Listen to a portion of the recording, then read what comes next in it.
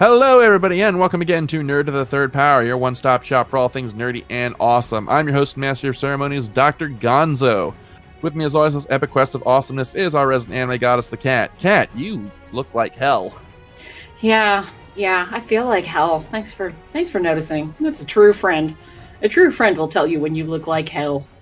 Well, I mean, the fact that you're holding the severed head of what looks like some kind of strange troll is, kind of disconcerting. Have you been to Azeroth and back in the week that you were gone? What's the story here? Oh man, I don't know shit about Azeroth, but I don't know if any of you have worked retail or a warehouse before or anything, but I've spent the last several weeks getting ready for my work's physical inventory. And if you've worked retail, you've probably done a physical inventory, and they suck because you basically shut down and you just count everything you have to see if what you physically have matches your system.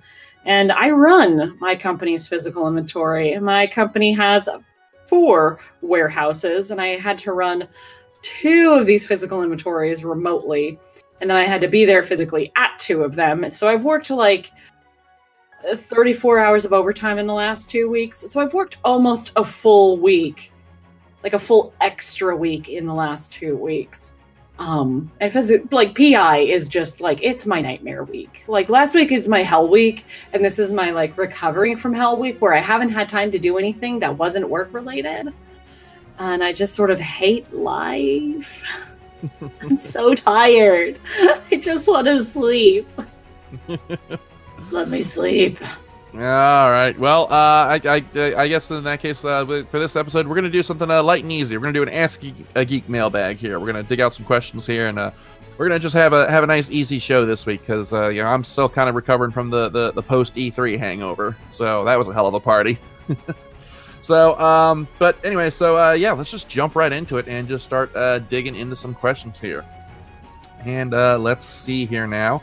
Okay, here's a question here. This one is for both of us, and this one comes from Carrie, and she asked, now that Voltron the Legendary Defender is over, are there any properties that we would like to see that production company tackle next? So Kat, let's start with you, because you're a longtime fan of this studio. I mean, okay, so let's think about this logically. Are we talking about like just any property or some sort of amazing retro property like Voltron? Let's open up the floor. Let's go wild. We are limited only by our imagination and what would conceivably make a suitable kids program. So I don't think that Cat House would be an animated Cat House series would fly very far. Okay, so genuinely, this just hit me out of nowhere. A new Ghostbusters cartoon. Ooh. By that studio, how amazing would that be? That would be awesome. Didn't we all love the Ghostbusters? Like, what was that? Like the 80s or the 90s? There were actually 2 Ghostbusters cartoons. There was the real Ghostbusters in the late 80s, which was based off of the first movie. And then in the 90s, we had Extreme Ghostbusters, which was actually my first intro to the Ghostbusters franchise. And that's a property that I'd like to see get some love. Because that was a great set of characters there. I think I watched the real Ghostbusters. Yeah. That's the one that most people remember. Yeah. Because Extreme aired at like bumfuck in the morning o'clock before school. And because I had to get up at 5:30 a.m. every school day because my school was an hour away from where I lived, I was one of the only people who was up early enough to see it. Yeah, it sucked. Ooh, okay, let's see. All right, if I could pick a property that I would like to see that studio adapt, I've said for years I would love to see a Final Fantasy VI animated series just because it has such a great ensemble of characters. And my love for that was spurred by, if you go searching on YouTube for Final Fantasy VI Full Metal Alchemist, someone did a mock-up of the second Full Metal Alchemist opening, Ready Steady Go, except they swapped out all the FMA characters with Final Fantasy VI characters, and it looks like it came out of an official anime. It's fucking awesome. And ever since I saw it, I was like, it's a crime that this has never been made into an anime or some kind of animated series, because that is just such a wonderful story. So let's see here now. Next question here. All right, this one here comes from John, and he asked me what I think about retro collectors who collect as an investment. So I guess he's talking about people who collect stuff that's rare just to like basically use their collection as a savings account. It's not my thing. I feel like, you know, I collect games that I want to play. I don't like having, you know, just buying stuff just to put on a shelf and look at it. I like to actually be able to, you know, play it and enjoy it. It's actually, I think I've told this story before, but when I actually finally got the actual value of my collection noted, my dad was like, you know, well, you should put it in a safe deposit box and keep it safe because it's literally the most valuable thing you own. And I'm like, you know, and I'm like, okay, yeah, but I mean, I'm not going to put it in a safe deposit box. I want to have it out, you know, on display where I can enjoy it. And it's like, or would you just have $16,000 cash just sitting out, you know, on display? And I'm like, yeah, but we're not talking about hard cash. We're talking about an entertainment medium. You know, so, but I mean, people will do what they do. So yeah, I guess, you know, and I've seen people put investments in stranger things. I had a great uncle who his whole retirement fund came from a stamp collection that he sold for like $200,000. Jesus. Yeah. So, you know, I've certainly seen stranger things. Now, the only exception to this is the prospector, and these are the people who they will buy something up just so they can turn around and sell it for ridiculously inflated prices. And you'll see a lot of these with collector's editions or stuff that has a limited release. Like I'll tell you a good example of you know, something I've seen recently in terms of the prospector.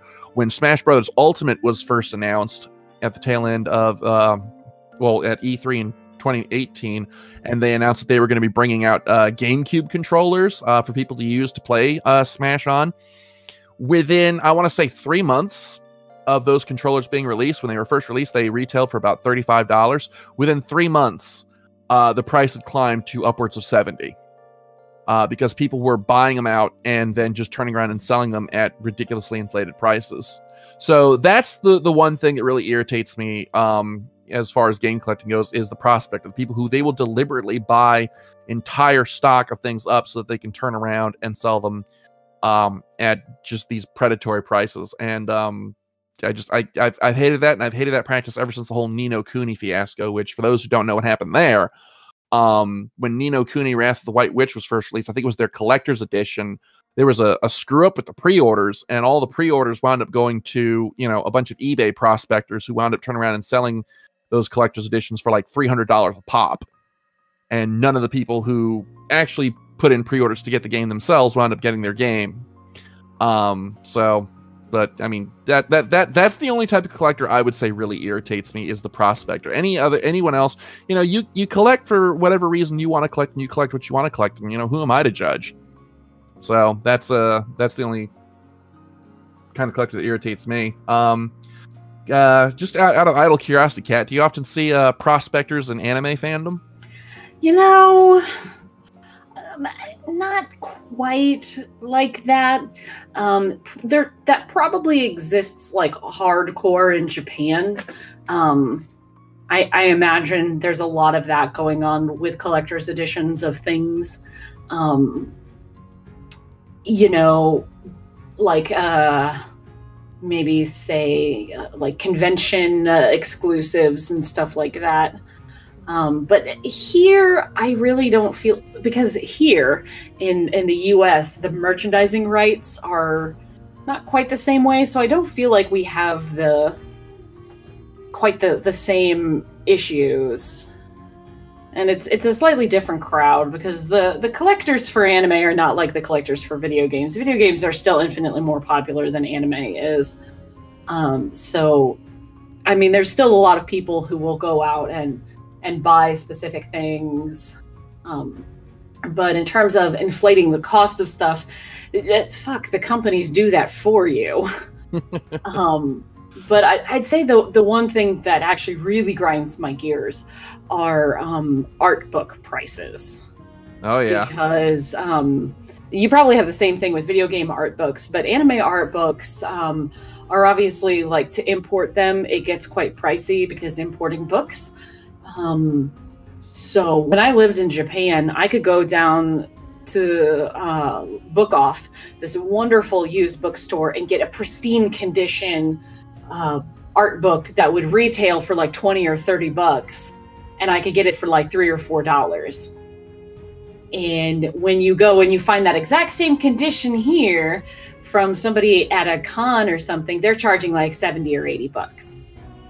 Partially because of the import, but if you start to look for like older books, the inflation cost of say like the original Sailor Moon art books, the people who are selling them at cons want you to pay like $700 for them because they're out of print. Fuck that. Right? Like, I legitimately have watched over the course of my time as a fan, watched these skyrocket from being like $60 or $70 to like $700. And there's nobody who's going to buy them for that. Like, I'm sorry, but like the weebs who go to cons do not have that much money. Like some weebs online probably, but the weebs who go to cons are not dropping $700 in cash for this thing. I mean, shit. That if for a con, that's $700. That's one night's rental of a hotel room, isn't it? That's your whole con right there.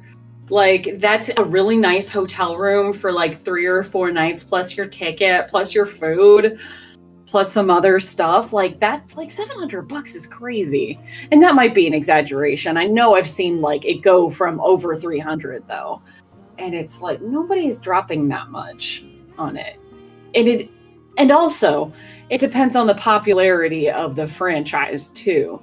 One of the things that killed me in Japan, as I'm getting so far off topic from collectors, but one of the things in Japan, when you'd go to like the capsule stores or something, and you'd want to buy like figurines, they would just like deliberately charge more for the more popular characters because they know the demand's higher. Okay, again, capsule stores. You're going to have to explain that one to me. Like a store where you'd go and you just like buy figurines, but it's typically where you'd go and go to the capsule machines.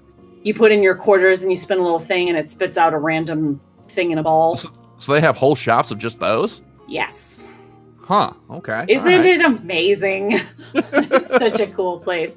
But there's like, specifically in Denden Town in Osaka, there was like a capsule shop that also was, that also just sold straight up figurines, and they would charge like twice as much for the more popular characters. So like when I was there, Bleach was like the hottest thing in the world. And if you wanted like Toshido or like one of the really cool characters, you're paying like 2 or 3 or 4 times as much for the same size and quality figurine as you would have like Aizen or something. It was stupid. You're like, this isn't fair. I guess I'll buy this cheaper one with this character I don't like quite as much, just because it's cheaper. I'll tell you where you do see a lot of prospectors swinging back to game collecting, and that's with the stuff like limited run games or super rare games. You'll have people who will they will just camp the pre-orders, and then turn around and sell the game for like 3 times what the pre-order or the original price was, and that just irritates the hell out of me. It's one of the bones I have to pick with just limited run prints in general. Is just they're just prime bait for the prospector. But anyway, I think we've rambled on about this topic long enough. But prospectors, okay, so like here's something I didn't know was a thing, but getting back to gaming and what you were just talking about, limited games, my local comic book shop does a used gaming auction. And they'll take in whatever you want to get rid of, like Warhammer figurines or old Dungeons and Dragons books, et cetera, and they will sell them at auction for you, and then you get credit towards the store so you could buy something new. So it's this really cool system, and it's really well run. But there's like a couple of guys there who will go out of their way to bid on some more older or more exclusive items that they are just going to turn around and resell. And they are dropping like several $1,000s in the course of a couple of hours just on like super old RPG books. Like, I didn't know there was a market for this, but it doesn't surprise me. Wow. Okay. Yeah. That's whew, yeah. That's kind of whew, I don't know what to think about that, because on the one hand, like, yeah, that's kind of a predatory practice then to do that. But on the other hand, I mean, that's money that's going to your average friendly local game store, and those are stores that definitely need the money and need the support. So it's kind of like, Yeah. gotta take the good with the bad on this one. Yeah, it's like I'm really glad that our local game store is being supported, but damn, how much is that first edition Call of Cthulhu really worth if you're willing to drop $800 on it at auction? How much are you going to turn around and sell it for? Jeez. Yeah, that would actually be a question to put to Mike when he comes back. Yeah. Okay.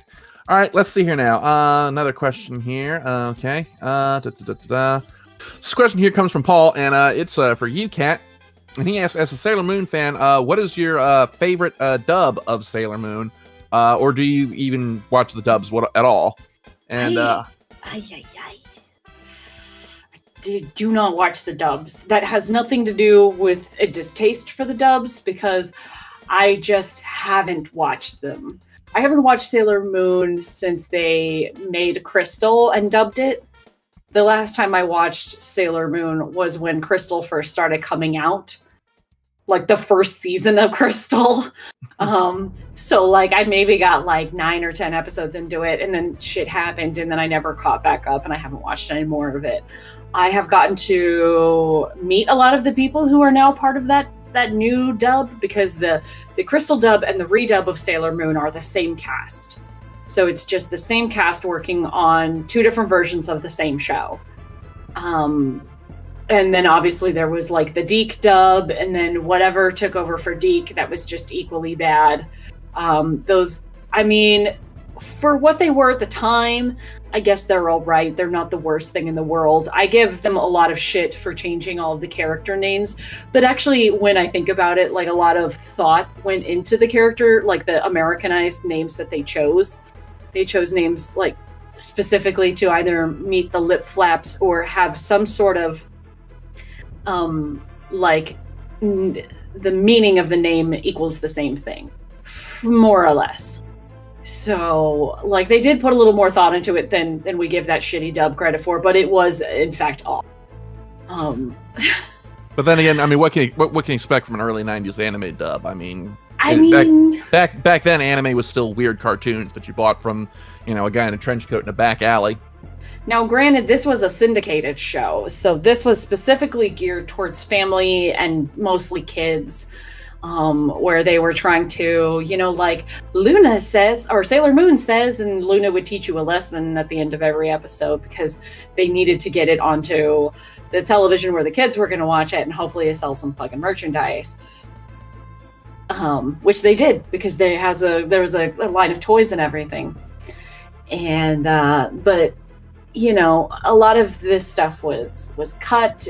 I mean, like, even the show itself was really, like, chopped up compared to what the manga was. And which is why Crystal was such an appealing thing, because it was basically gonna potentially follow the manga a little bit more. And then the parts of it that I've seen that have detoured in really pleasant ways.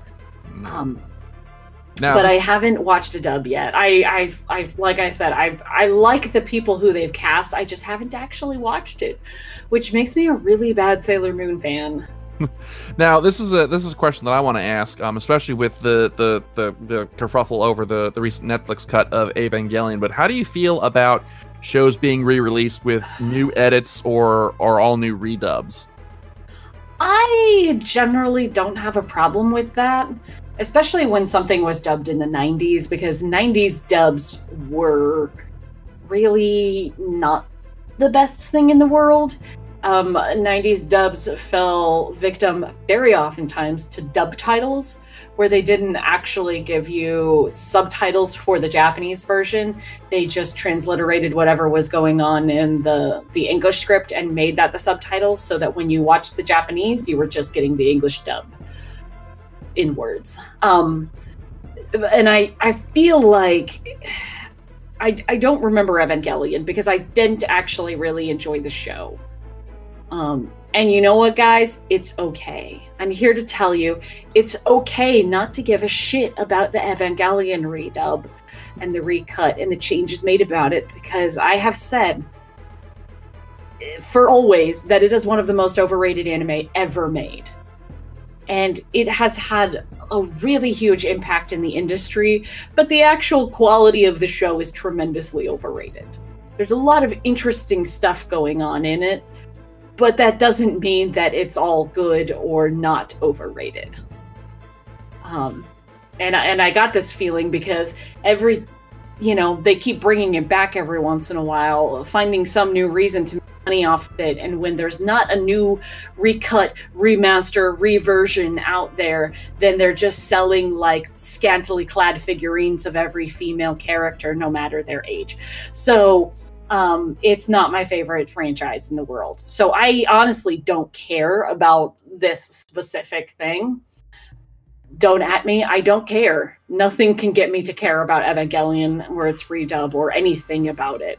The more people get incensed about it, which is like everyone I know, the less I care. But overall, I don't mind redubs. Like, sometimes they're just necessary. There's sometimes where I'm like, this version and this version came out pretty quickly. You could have used the same people, but there's a lot of stuff that goes into why certain things get redubbed, and most of it boils down to who has the rights. And typically if something's getting redubbed, it's because the person who originally made it and the person who has it now are not the same. So one studio released it back in the 90s and now a new studio has it, and that new studio is going to pull from its pool of actors rather than the original. So I don't know everything about who got cast for the new Netflix dub. Everybody's indiscriminately hating on it because they're going into it with preconceptions about what they think the characters should sound like. And there are some people with legitimate concerns, but I really think most everybody's just being biased about it. Now, granted, most people are being very, upfront about their bias at least. But anyway, so there's things where sometimes it's just a necessity. Like, sometimes you lose the rights to the dub. So if you want to release it again, it has to be redubbed or you don't dub it again. So there's a lot of reasons why a studio might do it. But I think it's a fair shake to give somebody new a chance at a role. Like, I don't want to get too much into drama, but the guy who plays Shinji has always been very upfront about how much he hates the character. And then as soon as he saw that he wasn't going to get it, then he threw a shit fit. Or at least that's the rumor. But yeah, sometimes it's just necessary to redub stuff. When you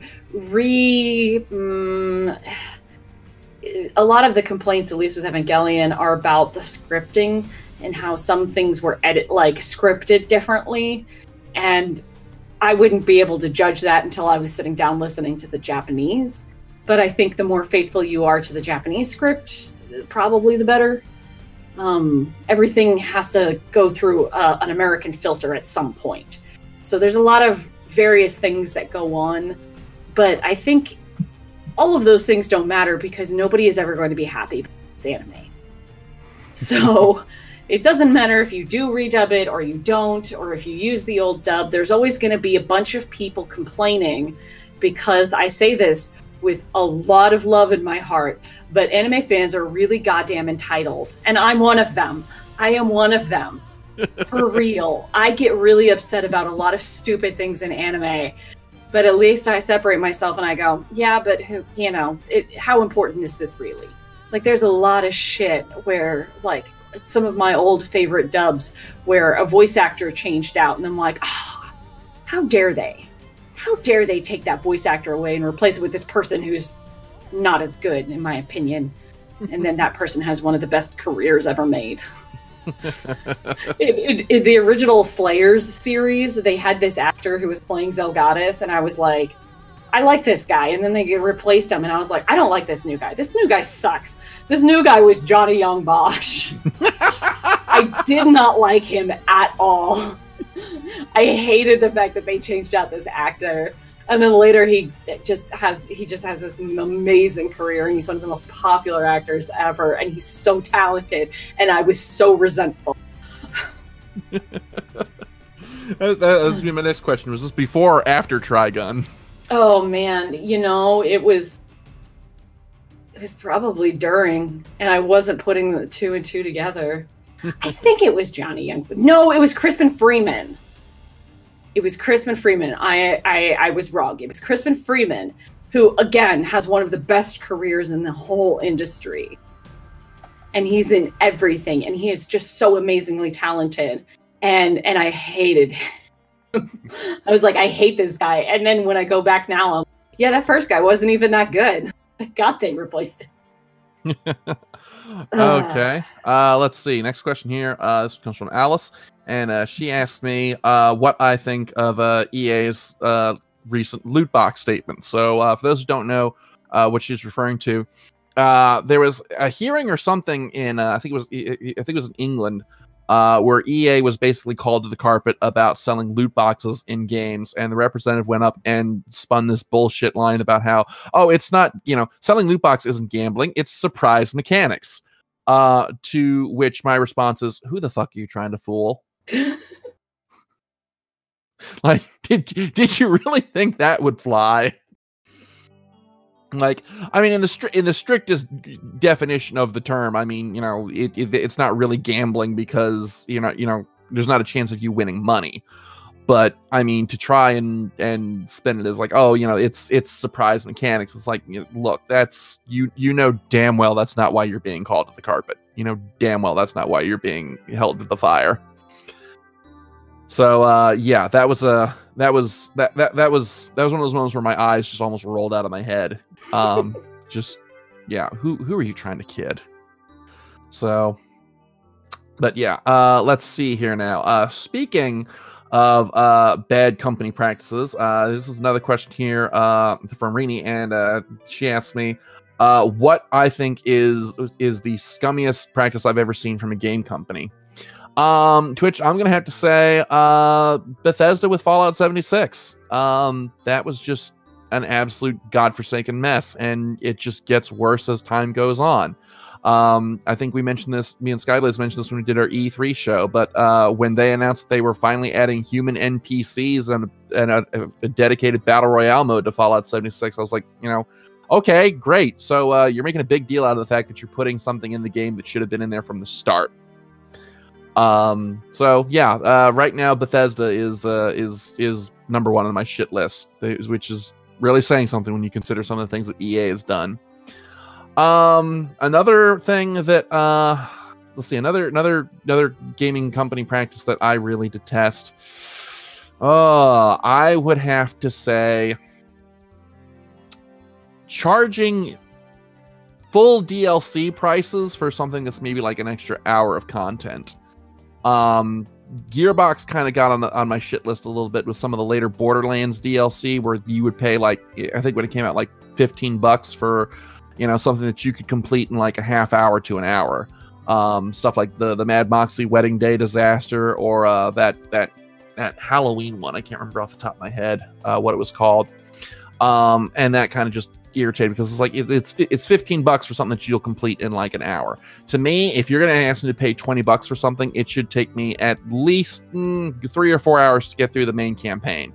I shouldn't be able to breeze through, you find all the content in your DLC in the time it takes for me to watch the evening news. Let's see here now. Okay, let's see. We got a question here for you, Kat. I'm sure we do. Let's see. Oh, okay. Here is one. Here is one from Megan, and she asks, "What is the best transition from anime to live action that you've ever seen?" Oh God, to live action? Because I genuinely don't watch a lot of the live action stuff. Because like a lot of it is either it doesn't come to America because it's Japanese, or I just avoid it like the plague because they're never that good. And I just don't want to be disappointed. I can't have my heart broken again.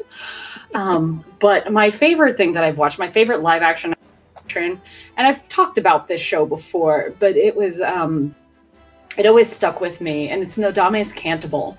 And it wasn't super popular here, but it was super popular, like, you know, like 10 years ago, more than 10 years ago, when I was living in Japan. It was running on TV at the time. And part of it is because it was a slice of life without any fantasy aspects of it. So it was a really easy transition from manga to anime to live action. And the fact that it was done as a TV series and not a movie was really good for something that was slice of life content. But if you don't know about it, it's about a really kooky girl, really strict guy in a music setting. And if that sounds like your lie in April, it's a little bit like your lie in April, well before a huge popular thing.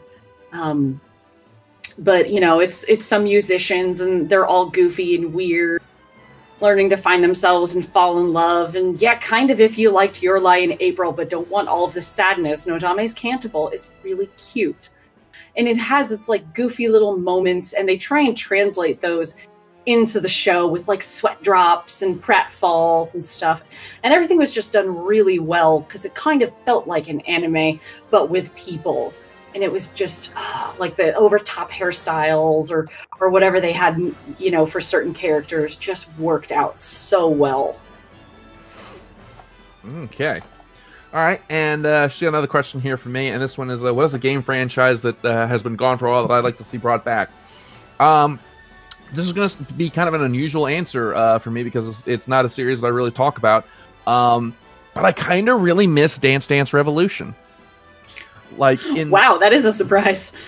Yeah, and it's so weird because, like, you know, in the 2000s up until I want to say about like 2009, DDR was like everywhere.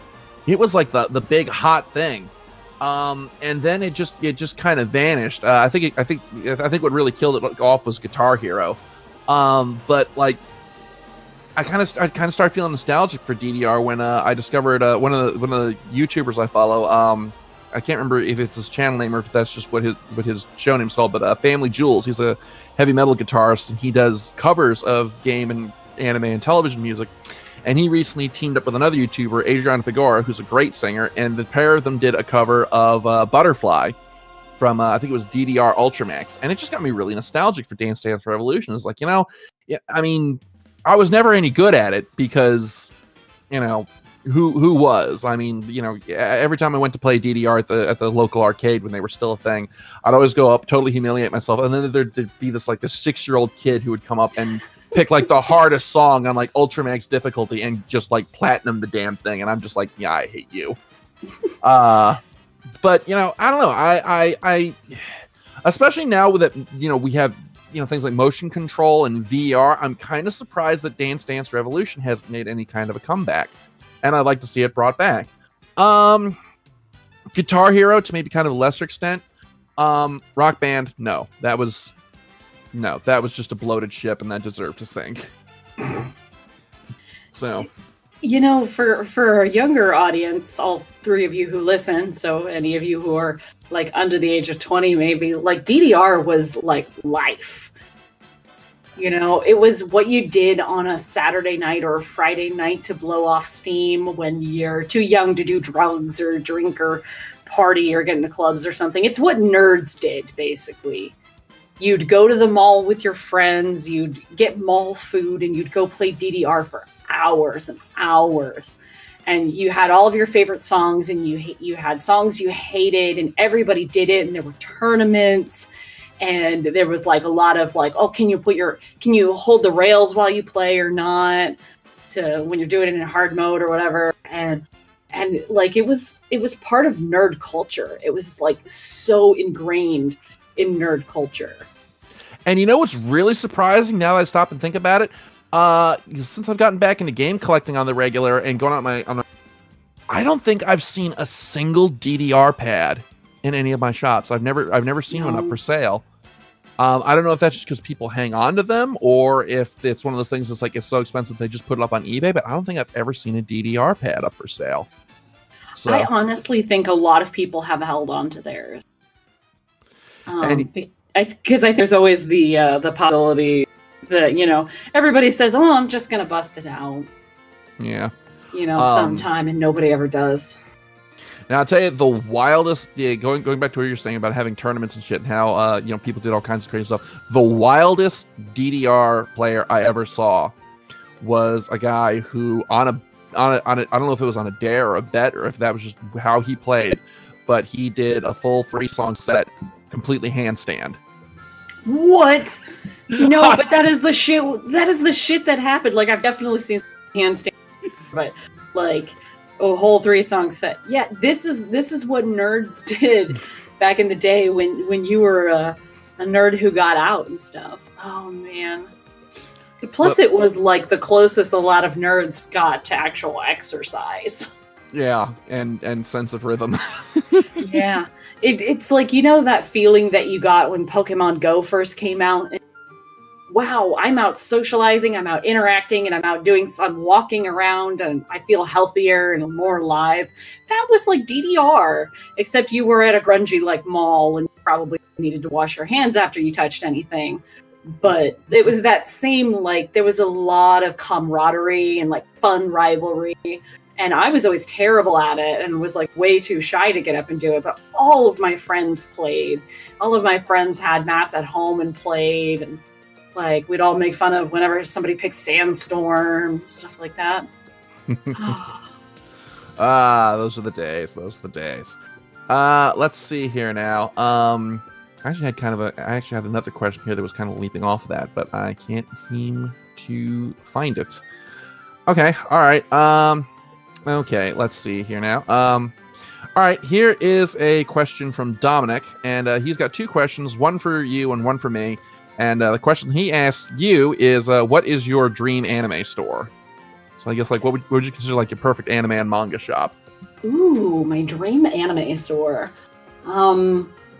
I'd want a lot of, like, manga grouped the way they were when I used to shop at Book Off, because Book Off was used, but everything was in really good condition.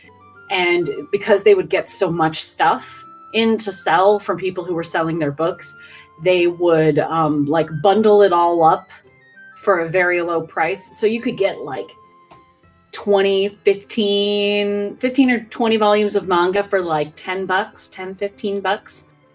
And again, everything was in such nice condition. So I have longed resale rates of manga that low, because, like, if you're buying something used, you're still, unless you're buying it like from somebody personally, if you're buying used manga at like a local bookshop or something, you are still getting charged like $6 or $7 for something that retails for like somewhere between $10 and $12. But in Japan, because it was so common and there was no taxation for imports, you could get, like, again, like a set of like 15 manga for less than $10 at times. So I long for that. But what I really want is like figurines that aren't all just half-naked girls or Gundams. Like, it's cool that there's like a huge crowd for like kits and stuff, but I'd like to find like mecha that isn't just Gundam. And I'd like to find figurines that aren't just half-naked girls or whatever is the most popular thing right now, which is, of course, what makes the most sense to sell. But I like, you know, some older shows and stuff. And I'd like to be able to find, you know, some merch from, like, shows from the 90s. You know, like, if I could find a Trigun figurine in this day and age without having to pay a fortune, that would be stupendous. And I'll tell you what, if you ever find one, you let me know. Yeah, and then like merch that isn't just like Nendroids and Pops. Like figurines. Like the imports from Japan that cost a fortune that I will still buy anyway. Something besides the cute little chibis. I want other things. And people ask why nerds don't typically do drugs. It's because we've already found something that's taken all our money. It's so bad. It's so bad. Like, even the Nendroids are super expensive. Like, they're like, you know, you get a little Final Fantasy character and it's like $60 and it's a chibi. And I'm like, no, for $60, I want like details. What surprises me about figures is how wildly prices will vary. It's like I'm real deep into the Amazon game. I will buy just about everything off Amazon, and that includes like figures and stuff. And like, you know, I'll find a figure of, say, like, you know, Connor from Assassin's Creed 4, and it'll be like $60. Then I go and I find one of Cloud from Final Fantasy 7, and it'll be like 150. And then the one that really made me want to just, you know, put a gun to my head and do what needs doing was I found a figure that I really liked of Big Boss from Metal Gear Solid 5, and it was 350 bones. And I'm like, hell no. It's quite a game to play. And again, like I said, it depends on the popularity of the character. It depends on how popular the franchise is. So anything that's Final Fantasy is going to be infinitely more expensive than pretty much anything else on the market. It also depends on if there's a specific designer of the figurines, or how old the figurines are, because obviously the older, the more rare, therefore they're going to charge more. Okay, I get the rarity by age, but designers of figures, are you telling me that there's like named artists who do these things, like that people follow specifically for that designer? Is that a thing? Well, there was like there's a whole series of figures that are Batman characters designed by somebody from Square Enix. Oh yeah, the Nomura Comics collection. I remember that. Yeah, so there's stuff like that where they might be specifically designed by a certain company, and not just like the merchandise licensor, but by a specific company who's known for just making really high quality stuff. Okay. But I mean, Christ, if you're into figures, that is, oh my God. Like, I love the Okami figurines because it's like one of the 2 video games I actually play. Okami has such gorgeous figurines, but they're like, they start at like $400. Yeah, I remember. It just melts my brain. That you're into Okami, you'd found this like on the dollars, and you were like, I weep openly that I can't afford this. Yeah, and you know what? Like, even now that I could afford that, I still wouldn't pay. Like, I can't bring myself to spend oodles and oodles and oodles of money on something that is literally just going to sit on my shelf and never get touched. Like, I don't mind spending like $60 on a figure if I really, really like the character. But, you know, if I'm going to spend a shit ton of money on something, I want to get daily out of it. Like you and your retro game. Yeah. I want to be able to use this thing. Okay. So like what's your ceiling on purchasing a figure? I don't think I'd spend more than $80. I think that's where I draw the line. But really, like, I haven't bought a figure in quite a while because there's nothing I'm really interested in that I can actually find right now. Okay. Well, okay. Yeah. Well, yeah, it's wild the prices some of these figures reach for something that's maybe like 6 inches tall. Like if it's like a full-on statue, okay, I can see myself paying 300 bones for something. But for what's essentially a really well-detailed action figure, no thank you. He said as he spends $150 on a pair of Squid Sisters amiibo from Splatoon. Do as I say, not as I do. Okay, let's see here now. Okay, we're kind of running on the end of our time here. So let's see if we got a nice, easy question here. Okay, here's one from Tom, and it's for all of us. And he asked, now that the Infinity Saga is over for the Marvel Cinematic Universe, what are some things that you would like to see done in the next phase of Marvel movies? So, Kat, let's start with you on this one. Where would you like to see Marvel movies go from here? Gosh, you know, I really don't know. I don't really have a scope of, you know, what in the comics haven't they done yet. You know, I'd like to see a Captain Marvel sequel. I think we're getting one. I'm not 100% sure on that. Yeah, I know we're getting a Captain Marvel, and I think we got Black Widow coming out next year. Yeah, assuming they actually do it. I haven't heard or not yet. It might be.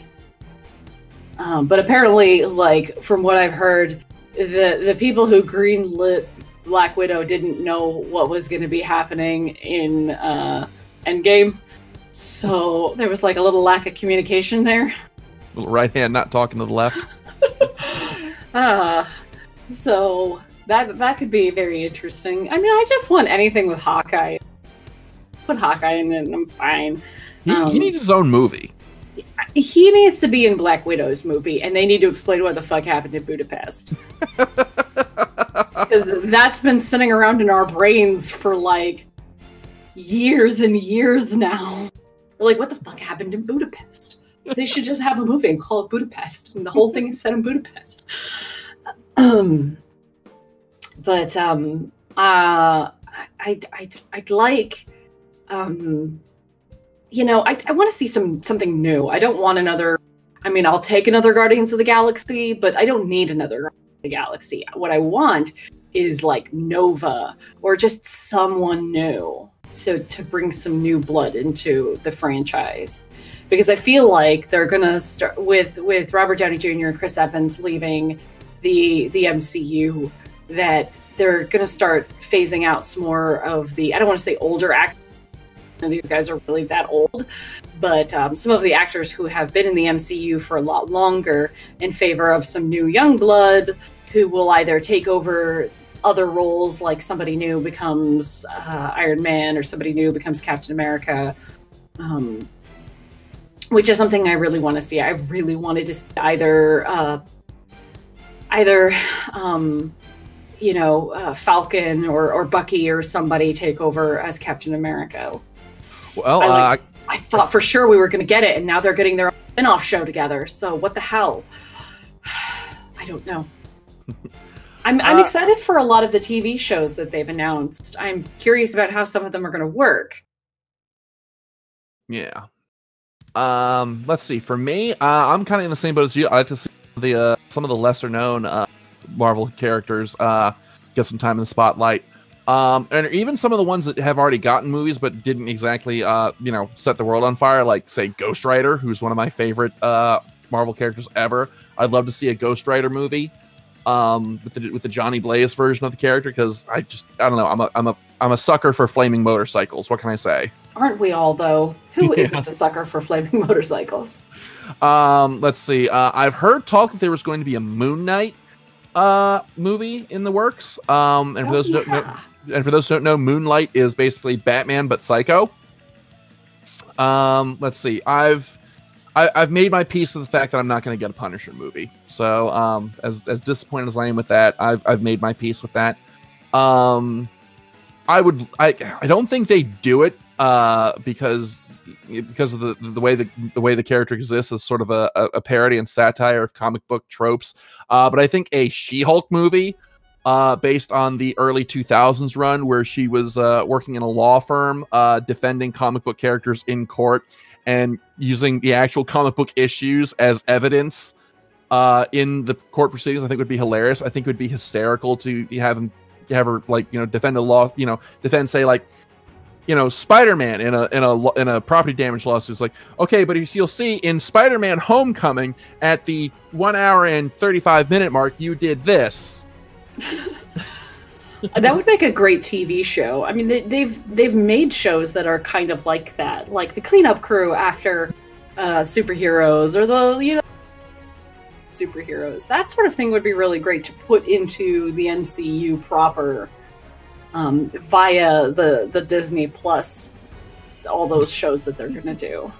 Yeah, and let's see. I know that when Brian was here, he was really pushing hard for I think Alpha Flight to get a show, or more specifically Beta Ray Bill. I was gonna say it. He's never not mentioned Beta Ray Bill.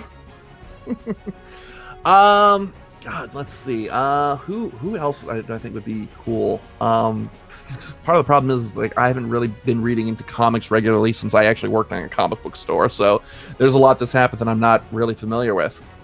But yeah, I'd like to see. You know, I'd like to see Marvel take another leap, a few more leaps of faith like they did with Guardians of the Galaxy. Because before that movie came out, fucking nobody knew who the Guardians of the Galaxy were. So I'd like to see some more leaps of faith like that. So let's see. And so we're kind of running out of time here. So that's about all the time that we have for Nerd to the Third Power this week. Now, a little bit of a business before we leave. There is an announcement that we have to make. And that is that after this week, we are going to be moving to a bi-weekly release schedule. We're going to be putting out a new episode every 2 weeks. And the reason why we're doing this, and I can't give too many details because Mike's not here, and he's the one who's actually put this whole thing together. But I will say that one of the reasons why we're doing this is we want to try to kind of expand our range of content and try some new things. So we are actually working on a second show. Not going to give too many details because, like I said, we're still hammering that stuff out. But we're not doing this just out of sheer laziness. We're doing this because we've actually got some stuff that we want to do to actually expand our range of content and bring some more awesomeness to you guys. So just to let you guys know that after this episode, we're moving to a 2-week release schedule. So we will see you guys in 2 weeks for Weird Endings, when shows have built up to themselves so large, then to get to the end game, and it's just kind of what the hell happened here. So we'll see you guys in 2 weeks. Thank you as always for tuning in. As always, I'm Dr. Gonzo. I'm the cat. All right, we'll see you in a couple weeks. Taka, play us out.